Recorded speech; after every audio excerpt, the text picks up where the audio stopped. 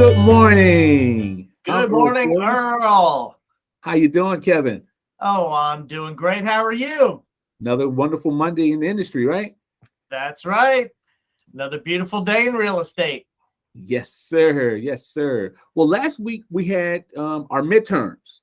So we know how the market, reflected and different things, happen in that regard. Did you see any change in the housing or mortgage numbers from last Uh, week's elections? Not from the elections, but we did have some improvements in the mortgage world from some updated inflation numbers. Oh, wow. So the elections, I think it's probably about as expected. Honestly, I haven't even checked to see what the kind of final determinations were. And really, does it matter? Does anybody really do anything different once they get up there? Uh, Honestly, no. But inflation has really been the biggest enemy of real estate and mortgages lately. And we got out some inflation numbers recently that may give some hints that inflation is cooling off. So we had a 1-day record drop in mortgage rates. So they have definitely seen some improvements. We're just hoping that holds and continues that trend.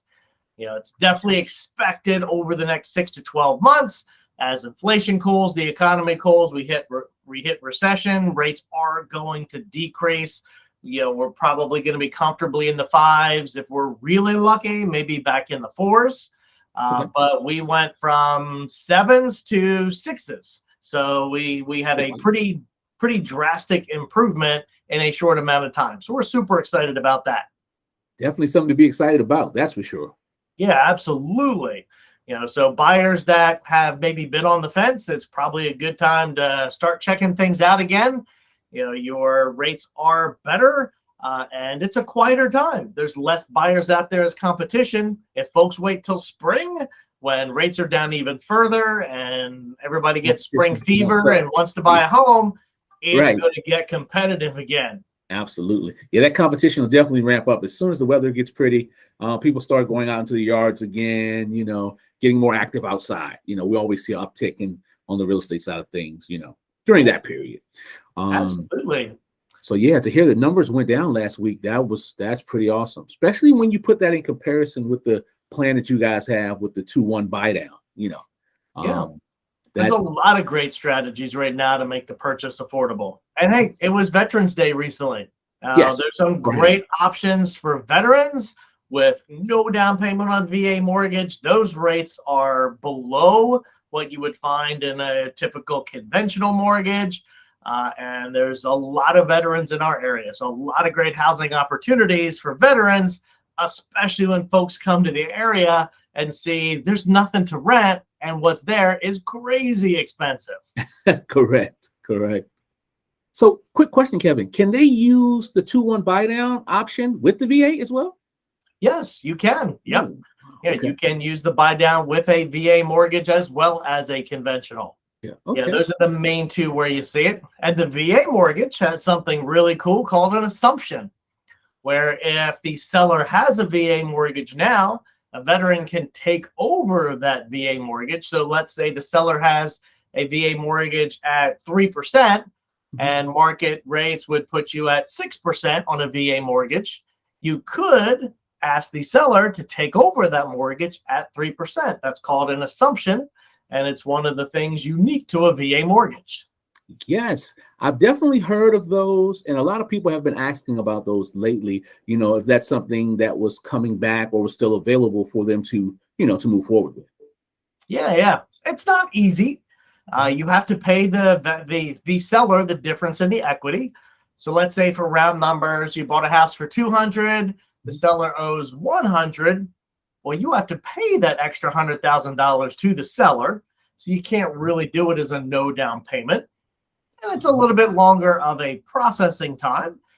From what I hear, it's 2 or 3 months, but it depends on that lender. But, let's be real. Lenders haven't done assumptions in probably 20 years. Yeah, that's what I was going to say. Nobody that at a lender's office that's done an assumption in a long time. But we're at that environment now where a lot of people have low rates versus the current higher rates. Yeah, that sounds like one of the best options. Now in regards to that cash, just really quickly, is that something they would have to pay out of their savings? Is that something that could be rolled into the loan? How does that work? That difference in equity? Yeah, great question, Earl. Typically, it's cash out of pocket. And it may not be a huge amount, just depends on what the seller owes versus what the purchase price is. In theory, you can get a second mortgage to help cover some of that. Not going to be the easiest process, and those typically only go to about 80% of the price/value of the property. So you still have to come up with at least 20% down, but it's possible to get a second to help with at least some of it. Okay. Yeah, no, and I'm pretty sure people would, at least be interested in seeing the process, just because, like you said, if they were assuming a rate that had 2.5%, 3%, versus 6 today, that may be worth, just checking it out, Yeah, absolutely. Got to put all options on the table. I definitely want to thank you again, Kevin, for stopping by, man, and checking in, and letting us know exactly what's going on, in the market, some of the good stuff. We often hear a lot of the bad, so it's always good to hear good news. Absolutely. Yep. And I think there's good things coming. And if anybody has any mortgage related questions, you can give me a shout at the office, 757-645-0196, or check me out at loanswithkevin.com. And hey, if they have real estate questions, how do they find you, Earl? Oh, man, they can find me at 757-871-4167 or any social media platform at Earl_Forrest Jr. Was great catching up. Yes, sir. But same time next week. Have a good one. See you then.